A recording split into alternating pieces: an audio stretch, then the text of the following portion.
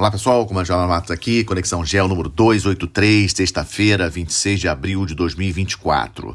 Trazendo para vocês aí a síntese da geopolítica dessa semana, sempre muitos assuntos acontecendo, tento trazer para vocês aqueles que considero mais relevantes todas as sextas-feiras. Lembrando a todos que estamos no YouTube, Spotify, Apple Podcast e o Conexão Gel também. Temos um canal lá no Instagram e no LinkedIn, o meu canal pessoal do Leonardo Matos. O tema principal de hoje, Ucrânia, ganhando uma importantíssima ajuda dos Estados Unidos. Acredito que todos vocês tenham acompanhado.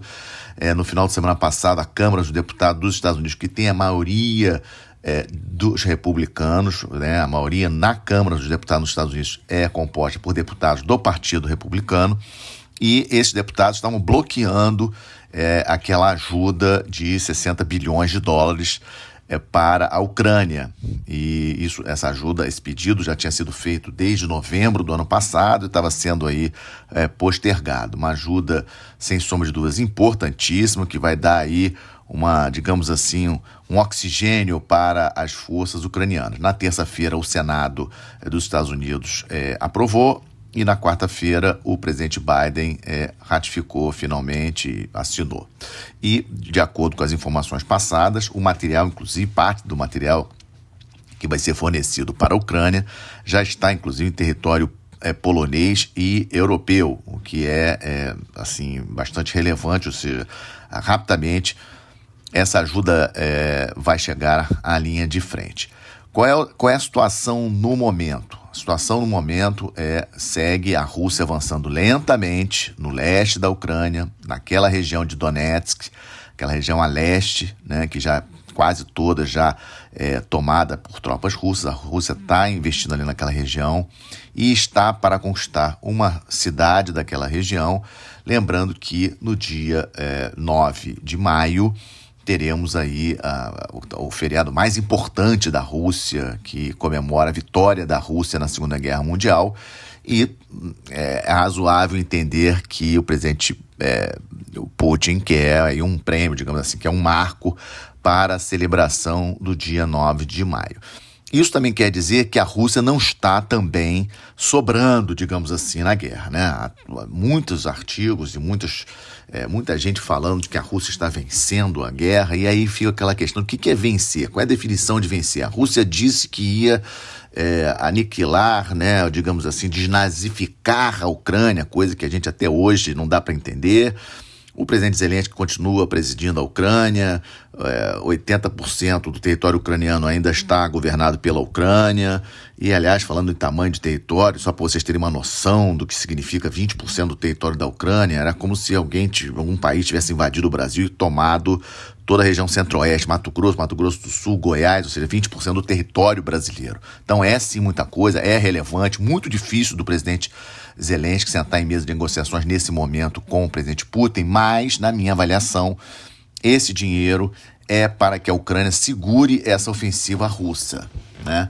Muita especulação sobre a possibilidade da Rússia, agora que o terreno muito enlameado por causa depois do inverno e começa a derreter, então muita lama, isso já está começando a secar, e há realmente uma expectativa de um avanço maior em maio, final de maio, das tropas russas, e preocupações, obviamente, com a cidade de Kharkiv, que é a segunda maior cidade da Ucrânia, que fica perto da fronteira da Rússia, inclusive. A fronteira russa fica a 30 quilômetros de Kharkiv.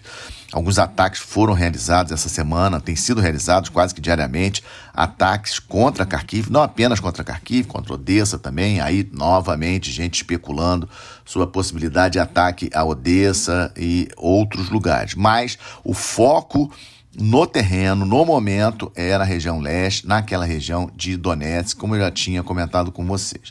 Alguns me perguntaram nas redes sociais essa semana por que finalmente os deputados republicanos aceitaram aí esse envio de dinheiro para a Ucrânia. Na minha avaliação, o que nós vimos na declaração de alguns deles é que foram convencidos pela CIA, né, um relato da CIA sobre as reais intenções da Rússia, que a Rússia tem sim intenção de continuar e além de conquistar, digamos assim, a Ucrânia, iria para outros países da Europa? Eu não acredito, né? Eu acho que a Rússia ela almeja chegar um pouco mais, sim, né? Talvez conquistar toda a região ali de Donetsk, que falta, talvez avançar mais um pouco, talvez realmente tentar chegar a Kharkiv, o que eu acho difícil. A Kharkiv é a segunda maior cidade da Ucrânia, não é simples conquistar Kharkiv.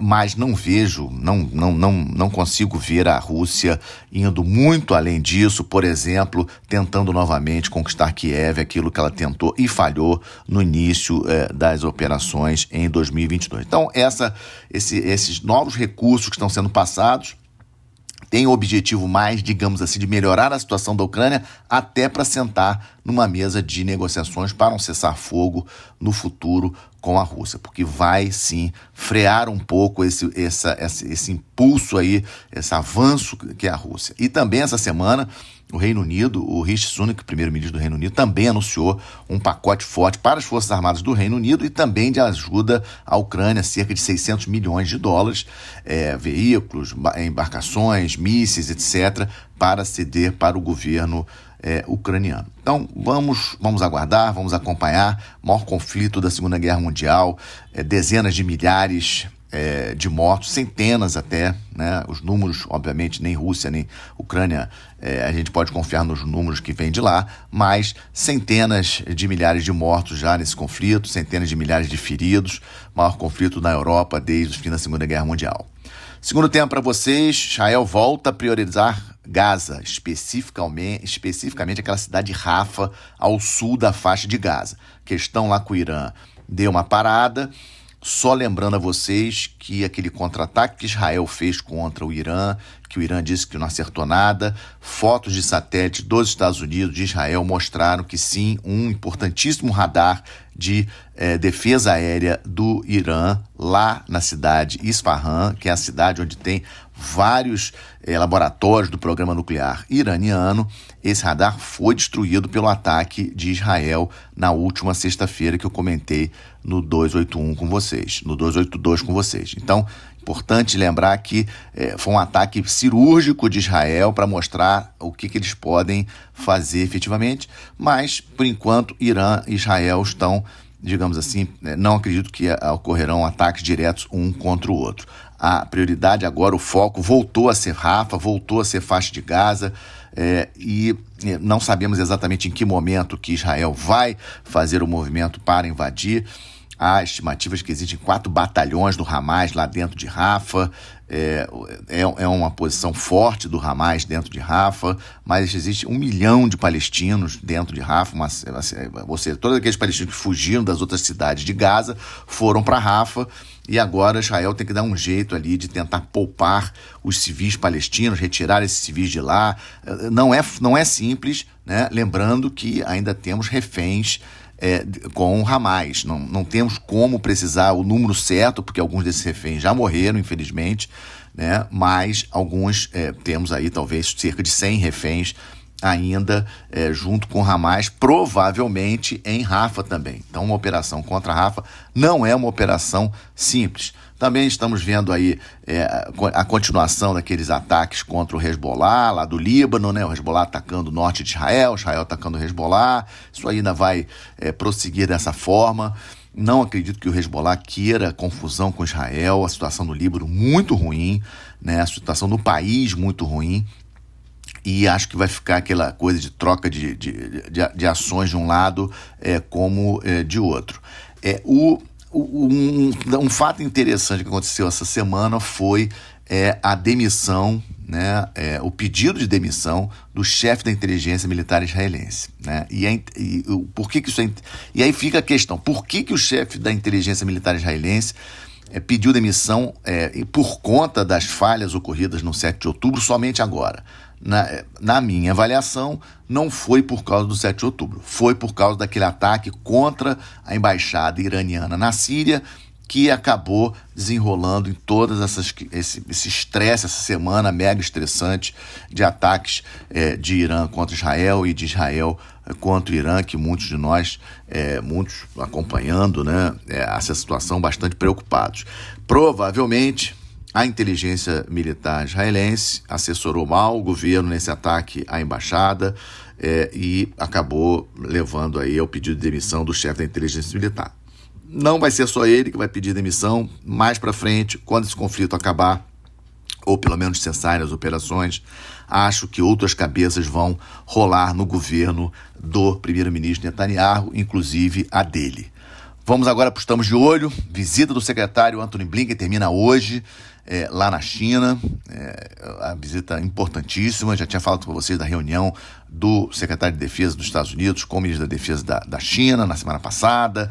Já tivemos também outros encontros de autoridades americanas com autoridades chinesas neste mês de abril, e fecha o mês de abril com essa visita do Antony Blinken à China. O problema é que foi numa semana assim, ruim para o Antony Blinken visitar a China, em função da aprovação também de uma ajuda militar para Taiwan, cerca de 2 bilhões de dólares de ajuda militar para Taiwan. Então, obviamente que o clima lá não está lá muito bom para o Blinken, e ele foi levar principalmente a questão da Rússia, pelo menos isso é que foi divulgado. Outros assuntos, obviamente, devem ter sido motivo de troca, né, trocar a pauta das conversas do Blinken lá na China, mas ele falou que o tema principal seria a Rússia, ou seja, a China parar de ajudar a Rússia na parte tecnológica ligada à defesa. A China não está fornecendo armas para a Rússia, mas está fornecendo sobressalentes componentes militares, tipo semicondutores de alta capacidade, etc., que são importantes para a Rússia nesse esforço de guerra na Ucrânia.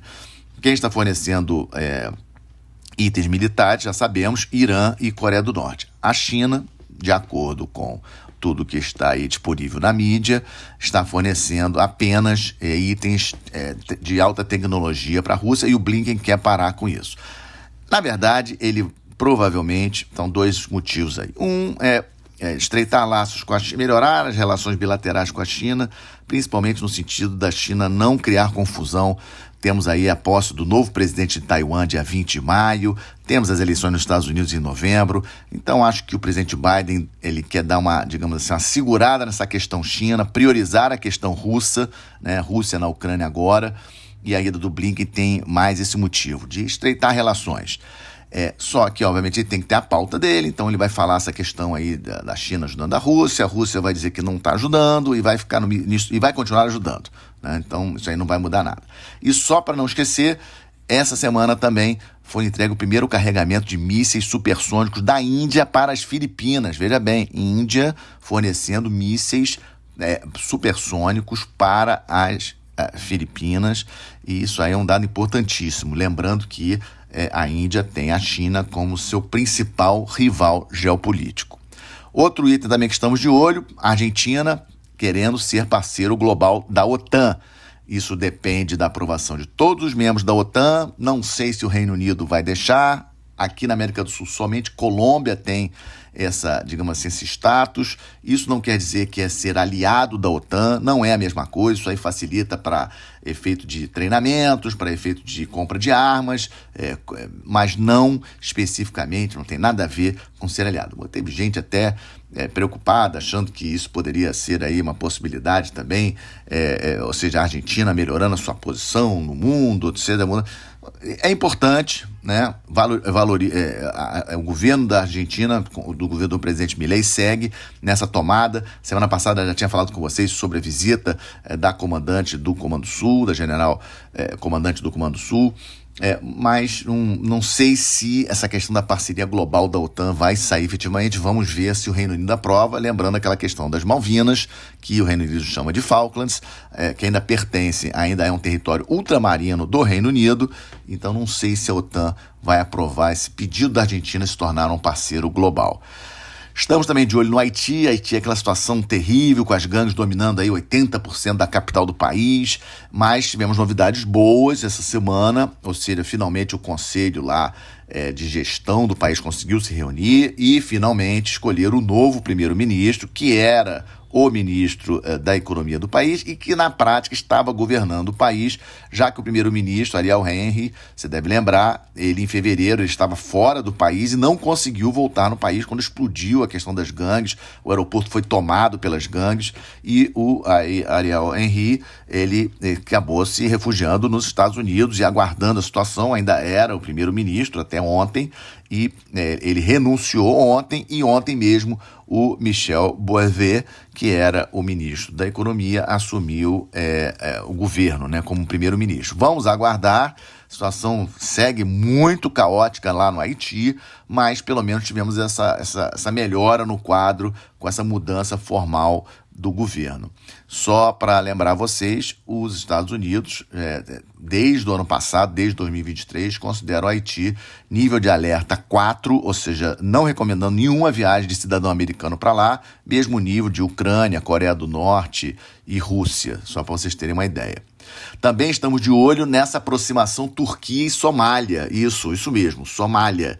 A Turquia, já tinha falado isso para vocês anteriormente, essa semana chegou na Somália uma corveta da Marinha Turca, aliás, uma corveta construída na Turquia, que é nova, ela foi entregue para a Marinha, foi comissionada pela Marinha Turca agora em 2019, né, seja uma corveta nova. Ela chegou no porto de Mogadishu, que é a capital da Somália, como parte do acordo de 10 anos de proteção das águas somalis e treinamento da Marinha Somali pela Marinha Turca. Então, a Turquia ela fez um acordo na área de defesa, envolvendo diretamente a Marinha, e também, e aí que está o catch, aí que está, né, a geopolítica da coisa, também na área econômica, garantindo um contrato para exploração offshore do petróleo e do gás que aparentemente a Somália possui.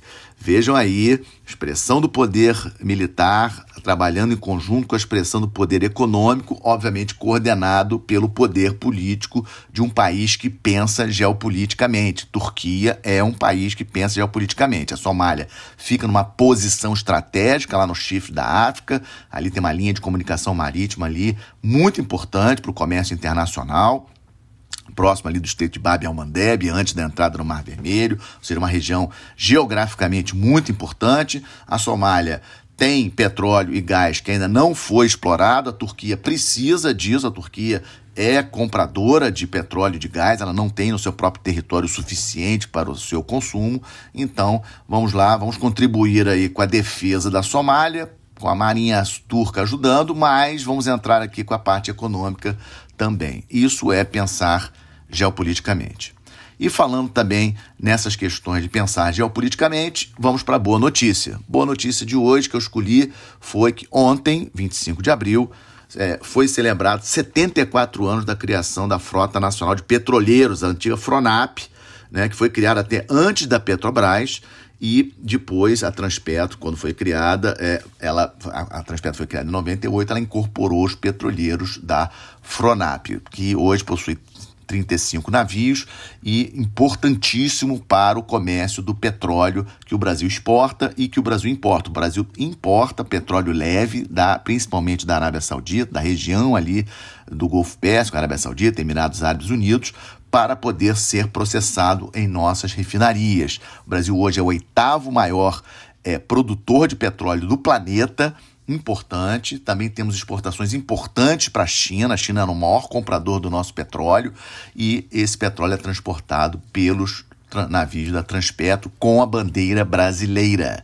Um país do tamanho do Brasil, com uma Amazônia Azul de 5,7 milhões de quilômetros quadrados, não pode abrir mão de ter também a sua marinha mercante, navios de bandeira brasileira, para nós não, em alguma situação no futuro, ficarmos à mercê de terceiros países para o nosso comércio internacional, especialmente o estratégico, no caso aqui estamos falando de petróleo, energia. Com isso, fecho mais esse Conexão Geo, agradecendo demais a confiança de vocês no meu trabalho. Se vocês gostaram, deixem um like, deixem seus comentários, compartilhem com seus amigos, ajudando a divulgar essa discussão geopolítica que eu chamo assim, né? Eu acho que é importante nós refletirmos sobre o que está acontecendo no mundo, sabermos, acompanharmos o que está acontecendo no mundo e pensarmos onde posicionar o Brasil nesse complexo cenário internacional. Muito obrigado, bom final de semana, até a próxima sexta-feira.